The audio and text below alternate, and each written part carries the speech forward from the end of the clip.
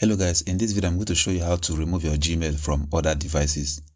To do that, you open your Gmail app, click on your profile and click on Manage Google Account. Go to the Security tab, scroll down and click on Manage All Devices.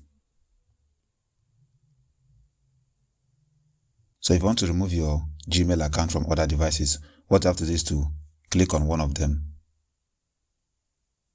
It may ask you for your fingerprint or your password or your Face ID. Now what you have to do is to click on Sign Out and click on Sign Out. Done.